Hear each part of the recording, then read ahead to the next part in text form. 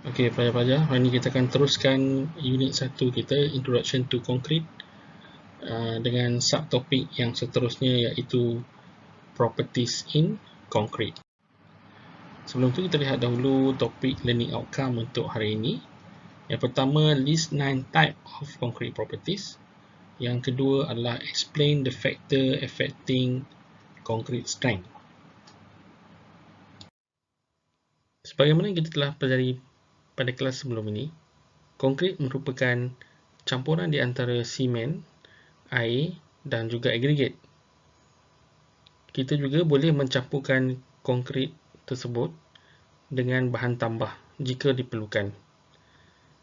Dan tindak balas di antara simen dan air ini akan menghasilkan satu paste pada peringkat awal. Paste bertindak sebagai gam yang mengikat antara agregat, yang mana agregat ini terdiri daripada pasir dan juga gravel ataupun crushed stone. Dia akan mengikat ke semua agregat ini seperti batu yang pejal. Baik, kualiti paste dan juga agregat ini akan menunjukkan ciri-ciri engineering terhadap konkrit. Dan paste kualiti berkait rapat dengan penggunaan air yang digunakan di dalam sejumlah simen. Secara teorinya, semakin kurang air digunakan, lebih baik konkrit tersebut. Pengurangan water content akan meningkatkan lagi kekuatan dan juga ketahanan serta mengurangkan kebolehterlapan dan juga pengecutan ataupun shrinkage. 1.2 Properties of Concrete. So, properties of concrete adalah penting dalam menentukan sesuatu kualiti bancuhan konkrit. Terdapat 9 jenis properties untuk konkrit. Yang pertama adalah strength, yang kedua workability, ketiga permeability, seterusnya carbonation, early age, density, volume change and crack control, deformation and creep, dan terakhir sekali adalah abrasion resistant. So, ada 9 properties of concrete. Baiklah, kita lihat properties yang pertama iaitu strength. Konkrit biasanya dikategorikan ada dua, iaitu normal strength dan juga high strength concrete. So, perbezaan yang ketara antara normal strength dan high strength concrete ini adalah dari segi nilai compressive strength, yang mana konkrit tersebut dikatakan normal strength jika bacaan compressionnya adalah di antara 20 hingga 40 megapascal, manakala jika bacaan di antara 40 hingga 140 megapascal, konkrit tersebut dikategorikan sebagai high strength concrete. Baik, terdapat 9 faktor yang mempengaruhi kekuatan konkrit. Yang pertama adalah quality of raw materials, kedua water content, seterusnya cost, aggregate ratio, aggregate cement ratio, age of concrete, compaction, temperature, relative humidity dan seterusnya adalah curing. Baik, quality of raw material. Sebagaimana yang kita sedia maklum, raw material untuk bancuhan konkrit terdiri daripada simen, aggregate dan juga air. So, ketiga-tiga bahan utama ini perlu berkualiti dalam menghasilkan konkrit yang berkekuatan tinggi. Untuk simen, kita perlu menyediakan simen yang mempunyai standard. Maksudnya di sini ialah simen tersebut, penghasilan simen tersebut mengikut standard yang telah ditetapkan. Seterusnya adalah raw material yang kedua adalah aggregate. Aggregate merupakan kandungan utama di dalam sesuatu bancuhan konkrit di antara 70 hingga 80%. Maka quality of aggregate amat penting dalam menentukan kekuatan sesuatu bancuhan konkrit. Quality of aggregate ini dilihat dari segi dia punya bentuk, texture, strength dan juga size. Dan bahan mentah yang ketiga di dalam konkrit adalah water ataupun air. Water yang digunakan perlulah mempunyai standard untuk minuman.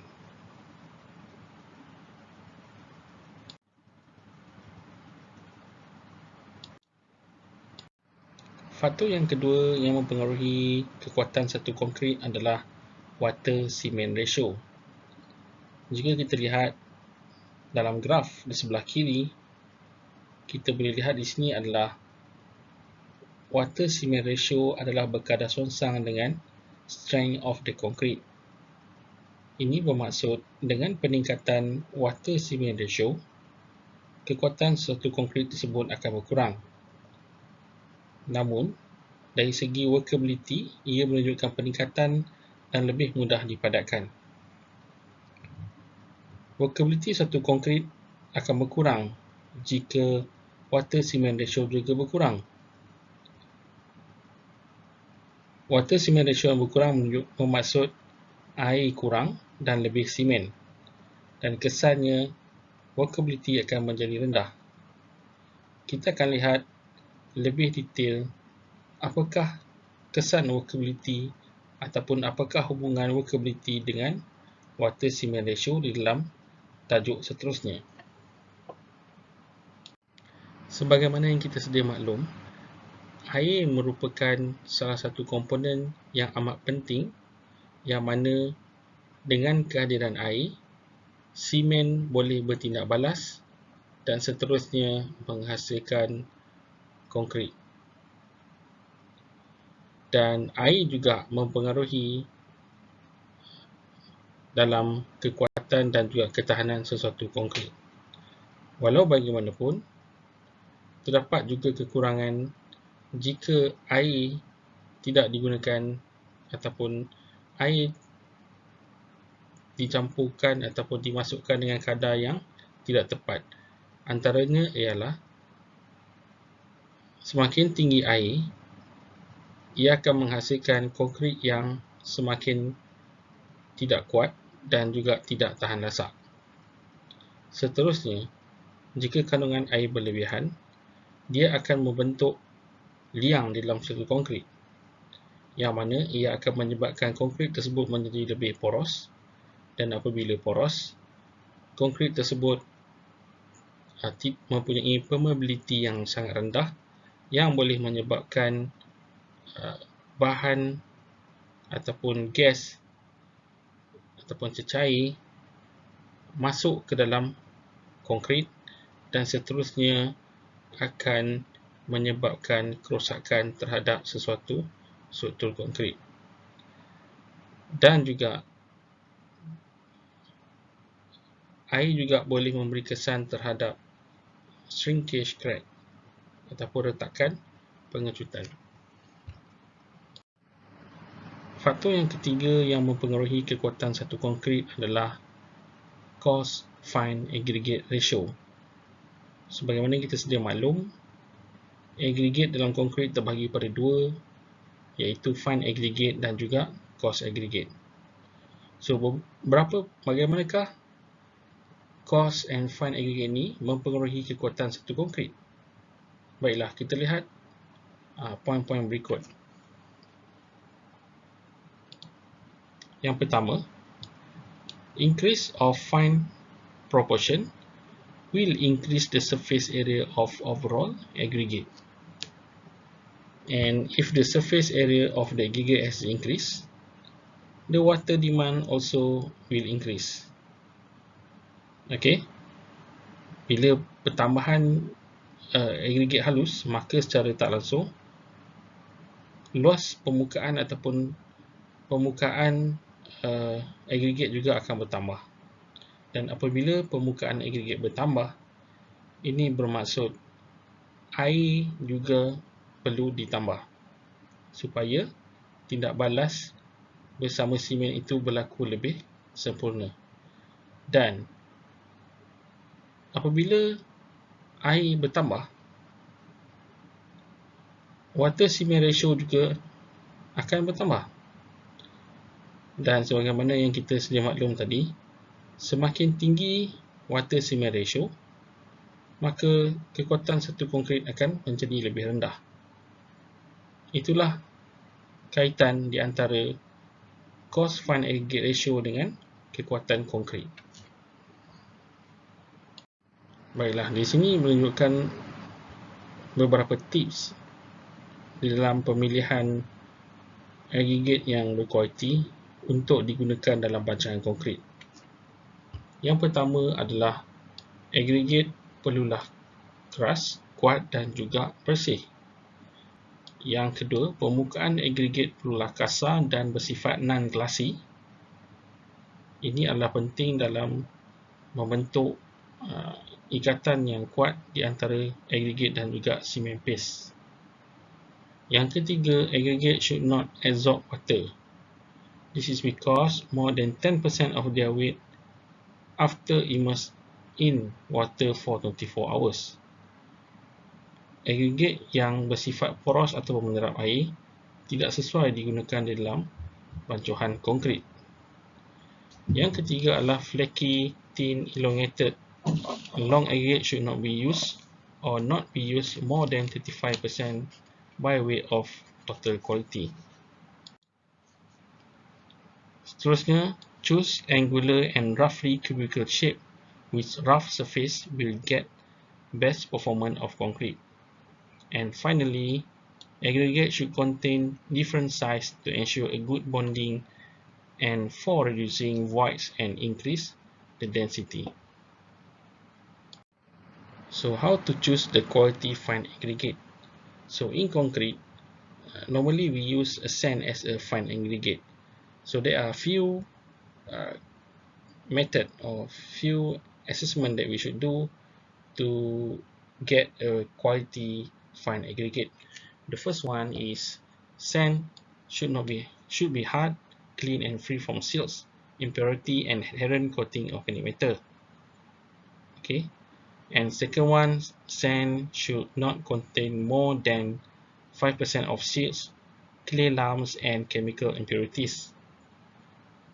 The third one, sea sand should not be used because it can cause a corrosion of reinforcement and will retard setting hardening of the concrete. Manufactured sand is scientifically produced in specially designed crusher to ensure the compliance with national standard.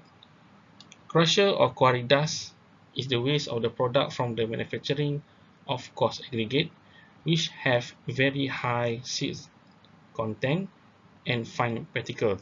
So, crusher run or quarry dust should not be used as a fine aggregate in the concrete. Manufactured sand can be used, but crusher dust should be avoided. Okay.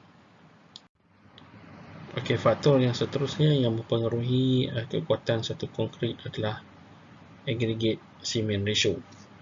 Jadi untuk penerangan aggregate cement ratio ni, kita lihat ada 3 graf dekat sini ya. Ada 3 graf, iaitu graf nombor 1, nombor 2 dan nombor 3.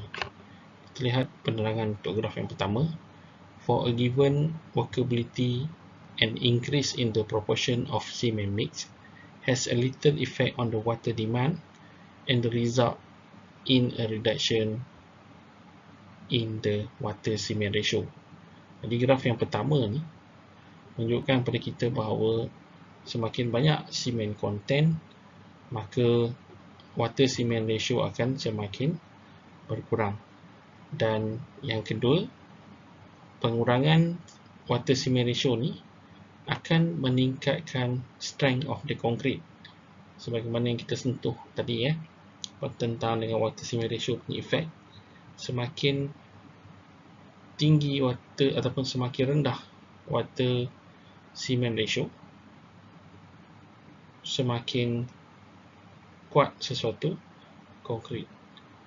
Maka ini kita boleh kaitkan dengan penambahan kandungan simen. Penambahan kandungan simen. Okey, sebab apa? Bila simen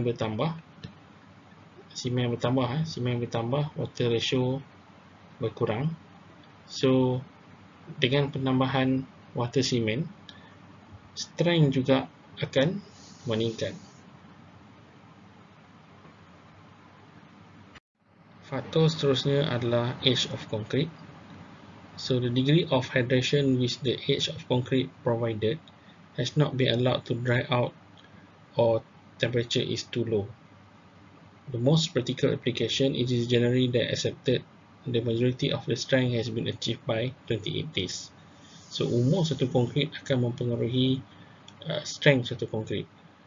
Sebab itu, semakin lama konkrit tersebut ataupun semakin umurnya semakin banyak, maka proses hydration tersebut akan lebih komplit.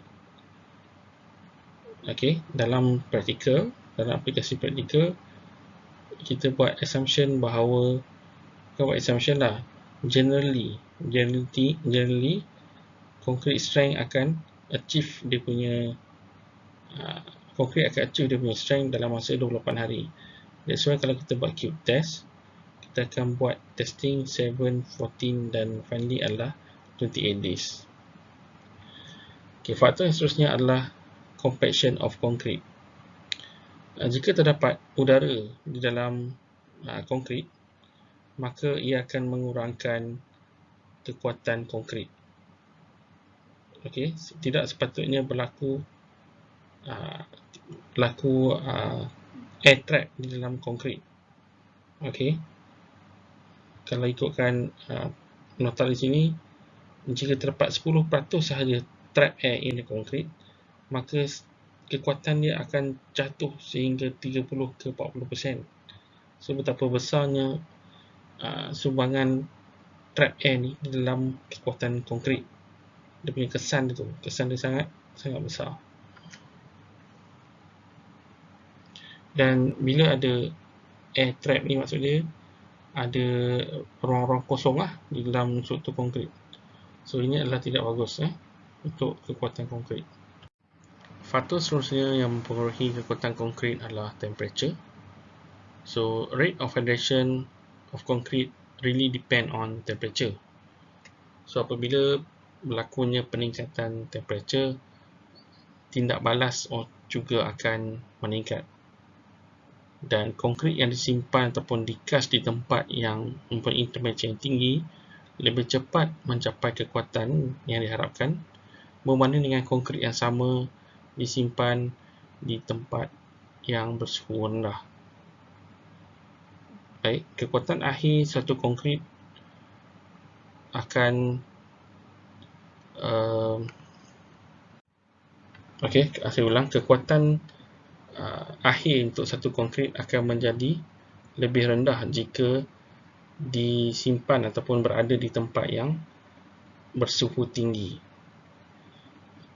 Ini kerana physical form untuk cement plate tersebut akan tidak well structured dan lebih poros. Dan bila lebih poros, poros ni berlaku apabila proses hydration berlaku terlalu cepat. Okey, faktor yang seterusnya adalah relative humidity. Jika konkrit dibiarkan mengering, maka proses hydration akan terhenti dan tindak balas hydration ini tidak dapat diteruskan tanpa kelembapan. Jika kita lihat di dalam graf, kita dapati bahawa konkrit yang terdedah kepada dry air akan mempunyai kekuatan yang paling rendah berbanding dengan moist air, dan kekuatan konkrit moist air lebih rendah berbanding dengan 100% relative humidity. So, bagaimana dry air ni boleh mempengaruhi kekuatan konkrit? Okey, jika udara kering, ini maksud bersuhu tinggi maka air akan lebih cepat tersejat daripada konkrit dan akan menghentikan hydration reaction of the concrete. Okey. Begitu juga jika udara terlalu lembab. Bila udara terlalu lembab, ini bermaksud air dalam konkrit akan bertambah. Dan jika air dalam konkrit bertambah terlalu banyak, ia boleh menyebabkan konkrit tersebut berlakunya honeycomb. Okey. So bila berlaku honeycomb, strength of concrete juga akan menjadi lebih rendah. Baik, faktor yang terakhir dalam mempengaruhi kekuatan satu konkrit adalah curing. So curing didefinisikan sebagai providing adequate moisture, temperature and time to allow the concrete to achieve the desired properties for its intended use. So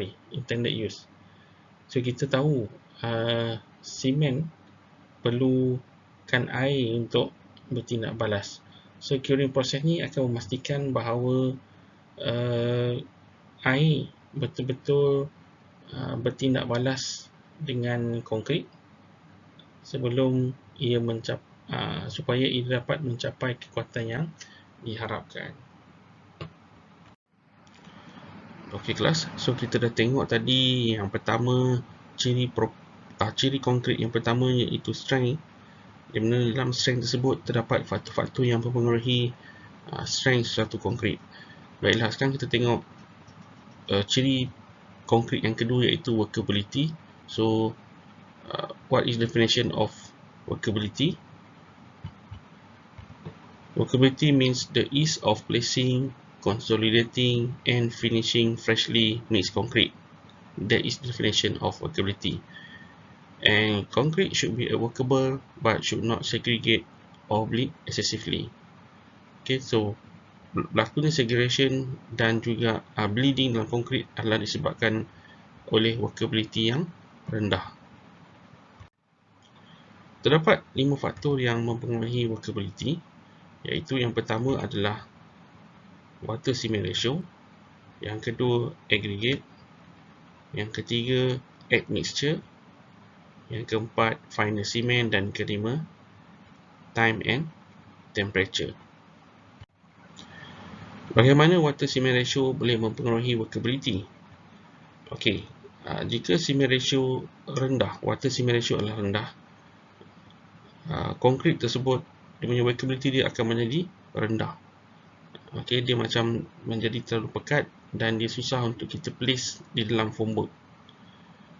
Dan bagaimana pula aggregate itu mempengaruhi workability of the concrete? So aggregate ni perlu pelbagai saiz. Ada aggregate kasar dan ada aggregate halus. Kalau dia terlalu satu jenis aggregate sahaja, maka workability dia akan menjadi lebih sukar. Itu juga dengan bahan tambah. Bahan tambah, workability, tujuan kita letak bahan tambah ni adalah untuk workability. Namun terdapat kita letak bahan tambah ni adalah untuk mencapai sesuatu objektif lah. Ada bahan tambah yang memudahkan sesuatu perkara, tapi workability dia akan menjadi lebih rendah. Ataupun bahan tambah ni digunakan secara berlebihan juga akan mempengaruhi workability of the concrete. Seterusnya adalah fineness of cement, kehalusan of cement, dan last sekali time and temperature. Masa dan suhu persekitaran juga mempengaruhi workability.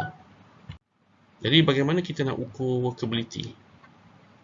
Workability boleh diukur melalui satu testing yang dinamakan sebagai slump test. Slump test ini adalah tujuan untuk mengukur workability of the concrete. So masa bila kita nak buat slump test ni? Slump test ni kita buat sewaktu konkrit ataupun sebelum konkrit dituang di dalam formwork. Pada waktu tu kita perlu buat slump test. So bagaimanakah kaedah untuk menjalankan slump test? Mudah sahaja. Dia punya apparatus dia ada cone dan temper rod. So konkrit akan diisi di dalam cone dan setiap dan diisi secara 3 layer lah. 3 layer yang mana setiap layer akan dihentak ataupun dipadatkan sebanyak 25 kali. Dan kemudian mol akan diangkat dengan cepat tetapi perlahan. Maksudnya kat sini adalah selepas kita siap compact ketiga-tiga layer, kita terus angkat. Jangan kita lepas compact 3 layer tu kita relax dulu, isap rokok dulu ke apa ke kan. Contohnya lah, kita bersembang dulu. Okay, so baru kita nak angkat. So tu tak boleh lah, prosedur tak kena. Dan kita tak boleh angkat terlalu cepat. Kan, angkat terlalu cepat pun akan memberi kesan terhadap bacaan selam. So ketinggian selam yang terhasil selepas kita angkat dia punya cone tu, kita akan ukur.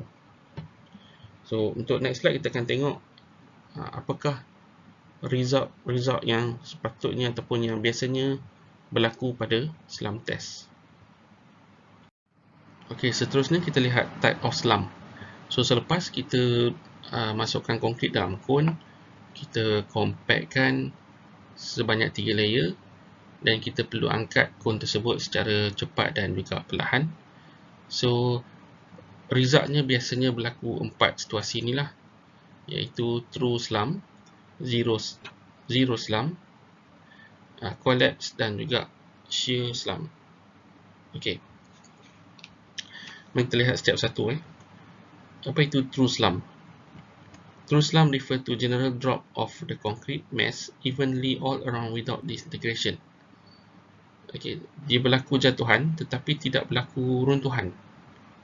Ini cone asal, ini cone kita, dan bila kita angkat cone, konkrit tersebut menurun kan, tanpa berlakunya apa-apa runtuhan. So ini dinamakan sebagai true slump.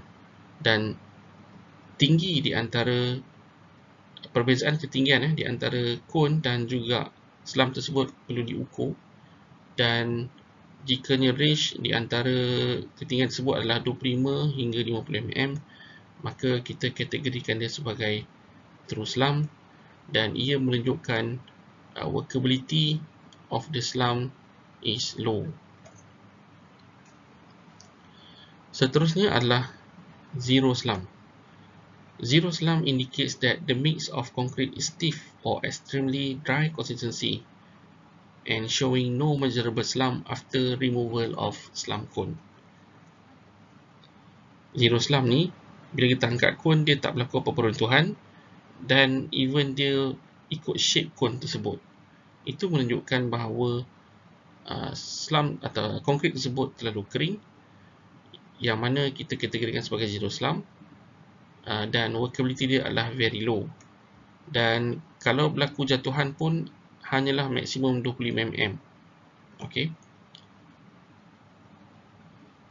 Seterusnya adalah collapse slump. Collapse slump berbeza dengan zero slump. Jika zero slump terlalu kering, collapse slump pula menunjukkan bahawa konkrit mix tersebut terlalu basah. Okey, kandungan air terlalu tinggi, yang mana jatuhan ataupun tinggi perbezaan tinggi antara cone dan juga jatuhan tersebut adalah melebihi 100 mm. Itu dikatakan sebagai collapse slump. Walaupun dia punya workability dia adalah high. Okey, tinggi workability dia. Seterusnya adalah shear slump. Shear slump menunjukkan bahawa konkrit tersebut lack of cohesion. It may undergo segregation and bleeding, thus this is undesirable for the durability of the concrete.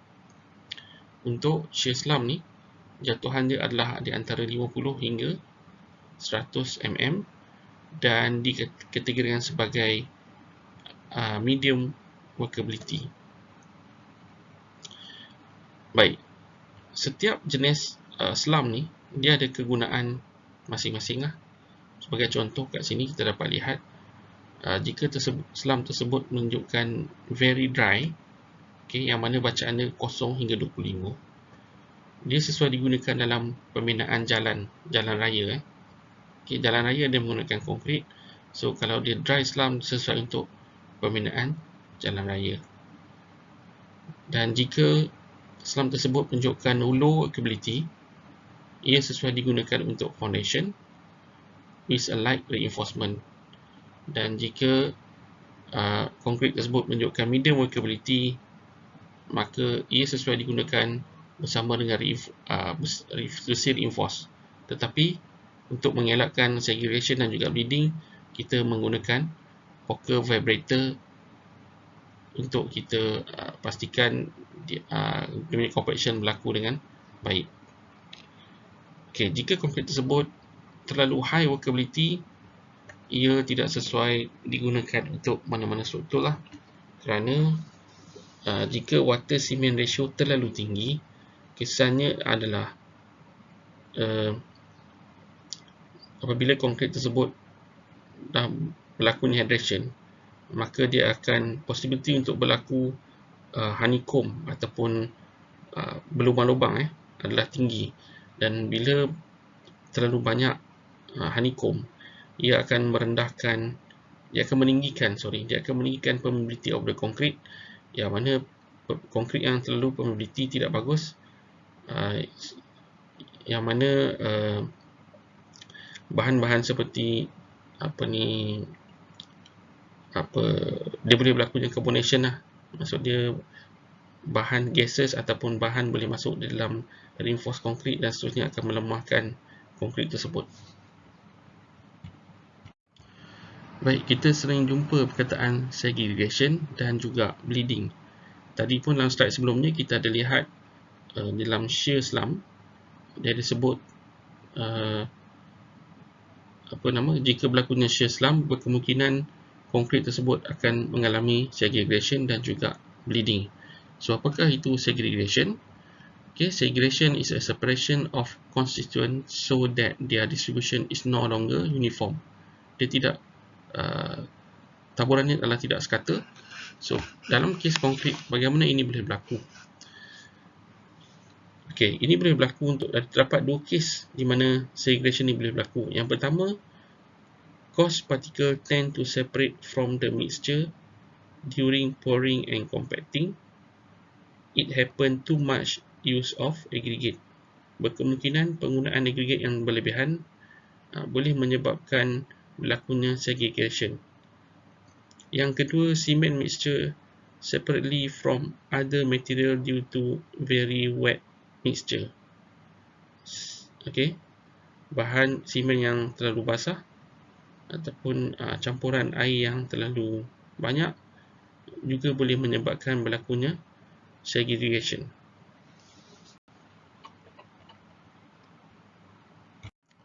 Baik, ini gambar menunjukkan berlakunya segregation of the concrete.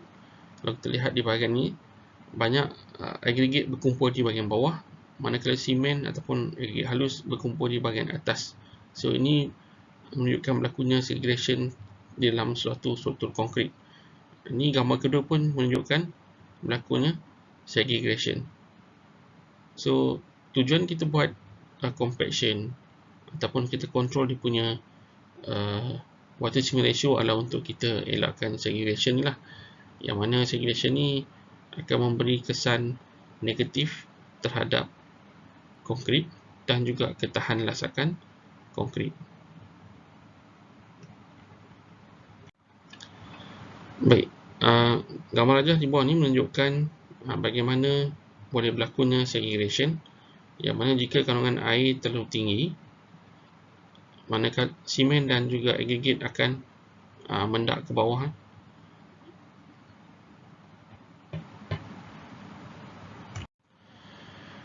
Okey, bagaimanakah untuk mengawal segregation?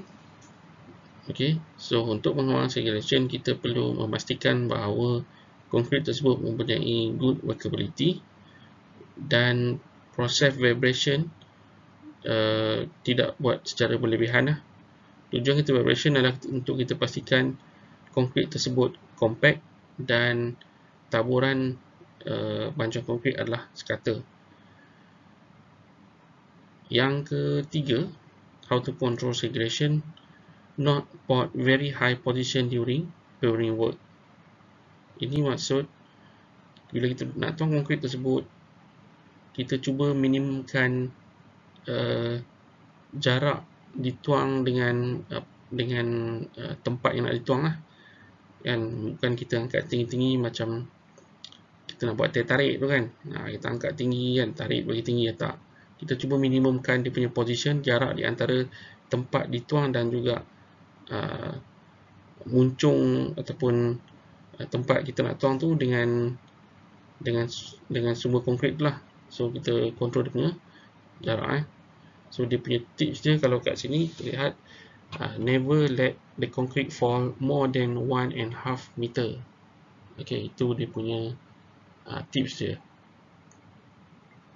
So kesan segregation, dia akan melemahkan strength of concrete dan menghasilkan concrete surface yang tidak cantik lah, yang mana biasanya berlaku honeycomb. Okay, honeycomb. Kenapa nama honeycomb? Sebab dia punya lubang atas itu macam sarang lebah kan. That's why kita namakan sebagai honeycomb. Okay, sila kedua yang kita bisa jumpa adalah bleeding. So, apakah itu bleeding? Okay, semalam saya dah tunjuk contoh bagaimana kita boleh lihat bleeding berlaku dalam konkrit, yang mana dia permukaan konkrit nampak berair, nampak terlalu basah. So, apakah maksud bleeding sebenarnya? Bleeding is amount of water in the mixture rise to the surface of freshly placed concrete. Okay, so why it is happen? Inability of solid material to hold all of the mixing water when it settle down. Solid material kat sini adalah aggregate lah. Aggregate tidak dapat menyimpan air. So air tersebut akan naik ke permukaan. So apa kesan bleeding terhadap konkrit? So the top of surface of each structure become wet and then lead to weak division. Bleeding is responsible for causing permeability in concrete, and it will produce a poor bonding between two layers. That is the effect of the bleeding. So one of the method to control bleeding adalah dengan cara kita melakukan compaction dengan menggunakan vibrator poker. Okey, ini menunjukkan ujian yang kita boleh lakukan terhadap satu banca konkrit untuk test dia punya bleeding. So kalau kita tengok gambar ni, gambar 1 dan juga gambar 2, ada perbezaan. Yang gambar pertama ni menunjukkan konkrit tersebut mengalami bleeding. Air dia dah terkeluar daripada dekat permukaan ni. Manakala gambar kedua menunjukkan konkrit yang bagus, tidak mengalami bleeding, tak ada kesan air pun di sekitar bancuhan konkrit. Bila kita tuang, airnya betul-betul cantik di dalam bancuhan. Dia tidak seperti gambar yang pertama ni kan, airnya meleleh keluar. So ini menunjukkan bancuhan konkrit tersebut mengalami bleeding. So how to control bleeding? Selain daripada kita meletakkan ataupun menggunakan vibrator poker, kita boleh control dia dengan kita mengurangkan water content of the concrete, ataupun kita add some admixture such as pozzolan, dan kita juga boleh mengurangkan kehalusan simen. Okay. So nak mengurangkan kehalusan simen ni macam mana? Kita membeli simen yang lebih halus lah. Sebab simen ni dia ada dia punya micron, dia punya size dia, size partikel dia. So kita tambah simen yang lebih halus. Yang seterusnya, untuk mengelakkan bleeding, place the concrete to the lowest possible slump. If need higher slump to span placement, consider using super plasticizer. Okay, menggunakan lagi satu bahan tambah kimia, iaitu super plasticizer, untuk kita control bleeding. Baik, kita lihat properties yang ketiga, properties of concrete yang ketiga, iaitu permeability. Concrete's durability, corrosion resistant, and resistant to chemical attack is directly related to permeability. If a substance cannot enter the concrete, it cannot damage it. So concrete permeability is a function of the permeability of the paste and aggregate. Decreased permeability improve concrete resistance to saturation, sulfate attack, chemical attack, and chloride penetration. Permeability ni bahasa Melayu dia kita sebut sebagai kebolehterlapan. So kalau konkrit tersebut dia punya kebolehterlapan dia tinggi, that mean banyak konkrit tersebut mudah untuk bila dia punya kebolehterlapan dia tinggi, ia menunjukkan konkrit tersebut poros dan mudah untuk bahan-bahan seperti sulfate ataupun bahan-bahan kimia lain ataupun chloride untuk masuk di dalam konkrit. Kesan dia adalah dia akan melemahkan konkrit tersebut, dan jika konkrit tersebut merupakan konkrit bertertulang, reinforcement konkrit, maka ia akan mengaratkan reinforcement tersebut dan seterusnya melemahkan ataupun mengurangkan strength of the concrete structure. Baik, ni tadi saya dah beritahu tadi. Okey, bila permeability tinggi, dia akan menunjukkan bahawa konkrit tersebut poros. Okey, so permeability of concrete ni kita boleh reduce, kita boleh kurangkan dia dengan mengurangkan amount water content ataupun kita meningkatkan penggunaan simen. Ini boleh mengurangkan ataupun boleh menghasilkan concrete with a low permeability. Okay, so terdapat beberapa faktor yang mempengaruhi permeability. Yang pertama adalah water cement ratio, workability, type of structure, method of compaction, grading aggregate, and curing. So all these factors will give effect to the permeability. Baik, properties yang seterusnya adalah carbonation. Carbonation ni berkait dapat dengan permeability, dan carbonation of Portland cement concrete occurs on all exposed concrete surface. So apakah yang dimaksudkan dengan carbonation? Carbonation merupakan tindak balas kimia yang mana karbon dioksida di udara ataupun air bertindak balas dengan compound simen ataupun simen paste yang telah mengeras untuk membentuk carbonates.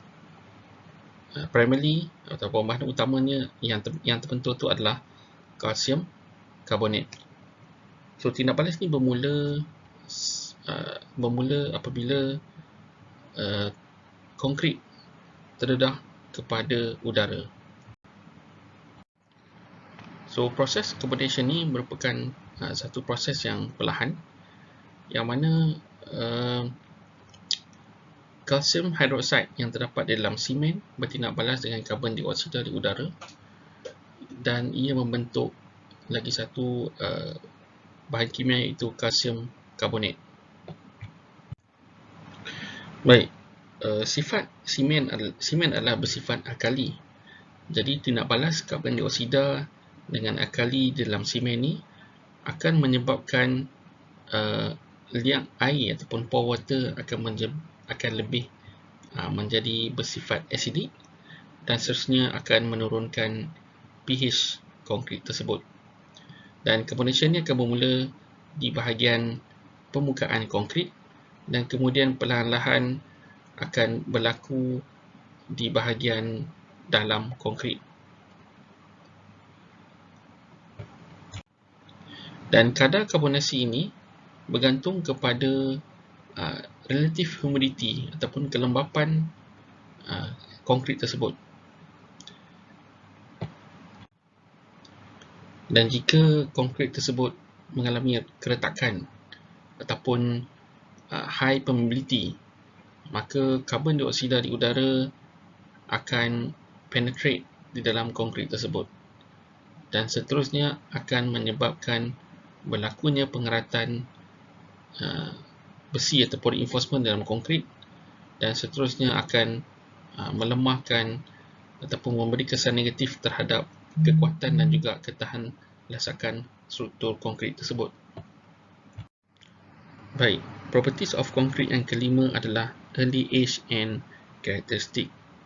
So, sebagaimana kita sedia maklum, konkrit merupakan ataupun konkrit boleh menahan daya kompresif yang kuat, dan konkrit ini merupakan tindak balas antara air dan simen yang kita namakan sebagai hydration, yang mana kandungan utama Portland simen adalah kalsium silikate, dan kalsium silikate ni bertindak balas dengan air dan membentuk kalsium silikate hydrate, yang mana ia memberikan ciri-ciri ataupun properties konkrit seperti strength dan juga dimensional stability.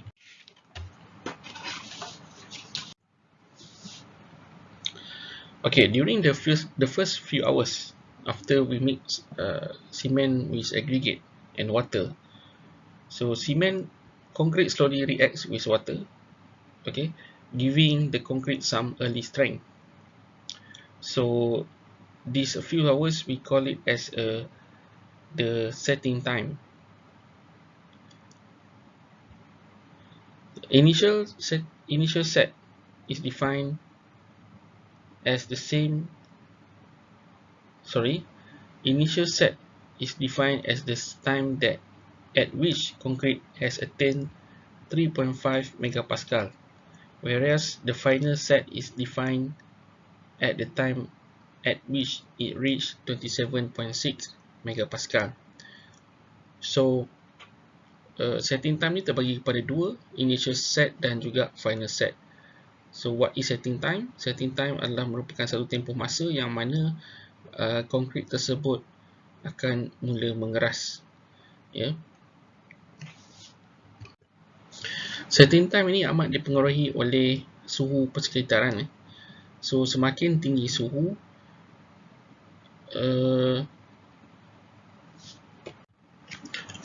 saya ulang. Temperature amat mempengaruhi setting time satu konkrit, yang mana dengan peningkatan suhu ia akan mengurangkan masa setting time. Dan sebagaimana yang kita dah sedia maklum sebelum ni, kekuatan konkrit amat berkait rapat dengan water cement ratio, yang mana makin berkurang water cement ratio, kekuatan konkrit tersebut akan lebih baik. Dan maximum strength of the concrete ataupun maximum compressive strength of the concrete biasanya akan achieve pada umur 28 hari. Okay. Sebab tu kita buat test cube test untuk konkrit, kita buat maksimum 28 hari. Walau bagaimanapun, untuk high strength concrete ataupun HSC, the maximum strength that can be achieved after 56 or 90 days. Dan kekuatan common concrete, maksudnya kebanyakan konkrit yang digunakan adalah berkekuatan antara 20 hingga 35 megapascal. So properties konkrit yang seterusnya adalah dari segi density atau ketumpatan. So untuk konkrit yang normal, okay, ketumpatan yang normal adalah di antara 2240 hingga 2400 kg per meter cube. Walau bagaimanapun, ketumpatan konkrit ini bergantung kepada beberapa faktor seperti ketumpatan agregat, jumlah udara yang ada di dalam paste simen, amount air dan juga amount simen di dalam sesuatu campuran konkrit. So density ataupun ketumpatan of non-A and trend high concrete is often over than 2400 kg per meter cube. Ini maksud konkrit lagi high strength konkrit, maka densitinya lagi tinggi. Okey, properties konkret yang seterusnya adalah volume change and crack control. So, faktor utama yang mempengaruhi perubahan isi padu konkrit adalah perubahan suhu dan juga kelembapan. So, konkrit ni dia mengembang apabila suhu meningkat. Begitu juga sebaliknya, jika suhu rendah, konkrit akan sedikit mengecut. Okey, retak yang terbentuk di dalam konkrit biasanya amat berkaitan dengan shrinkage sesuatu konkrit. Dan shrinkage ni amat berkait rapat dengan jumlah air, yang mana bila kandungan air tinggi, shrinkage juga akan menjadi tinggi. Dan shrinkage ini tidak dapat dielakkan di dalam satu konkrit. Sebab itulah kita letak reinforcing steel, okey, di dalam konkrit, dalam satu konkrit, supaya bagi mengurangkan retak ataupun bagi mengelakkan retak. Kalau berlaku retak pun sedikit, okey. Dan tujuannya adalah untuk mengawal crack terhadap konkrit. Baik. Properties konkrit yang ke-8 adalah deformation and creep. Konkrit deform a small amount at initial loading. Konkrit apabila kita letakkan beban, maka ia akan berlaku deformation, yang mana boleh terbagi kepada dua jenis, iaitu deformation yang berlaku serta-merta seperti elastic strain, dan juga deformation yang berlaku yang mengambil masa, bergantung pada masa, time dependent, yang mana ia berlaku immediately tetapi ia terus berlaku selama mana konkrit tersebut terbeban. Ini yang kita namakan sebagai creep. So creep ini bergantung kepada beberapa faktor seperti beban yang diletak ataupun stress. Yang kedua adalah age dan strength of the concrete. Yang ketiga adalah berapa tempoh masa yang kita kenakan beban terhadap konkrit tersebut. Okey, creep ni untuk normal concrete building, pavement dan juga bridge, kita perlu, kita macam concern itu kita tak perlu ambil kira sangat. Okey, tetapi kalau kita buat bangunan yang tinggi, pencakar langit ataupun jambatan yang panjang, maka creep ni perlu dipertimbang dengan sebaik mungkin.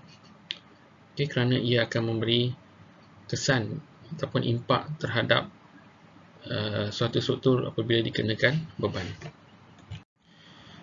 Baik, properties of concrete yang terakhir adalah abrasion resistant. Abrasion ni maksud dia lelasan.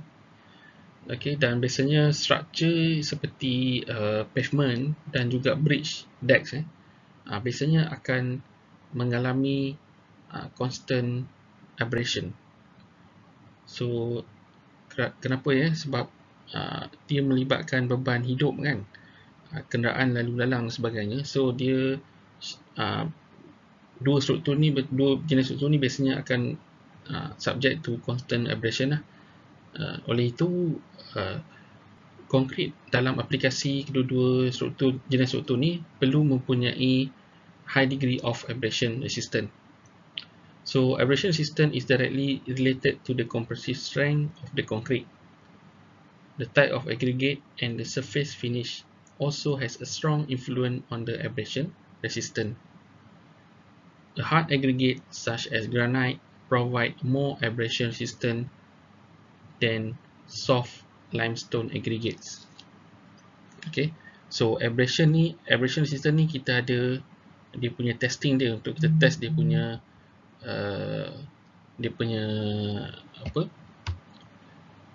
dia punya surface finish dan juga type of aggregate lah.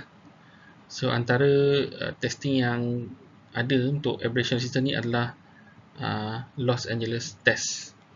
Okay, kita boleh tengok dalam YouTube, type Los Angeles test. Itu adalah salah satu test untuk kita uji abrasion of the aggregate.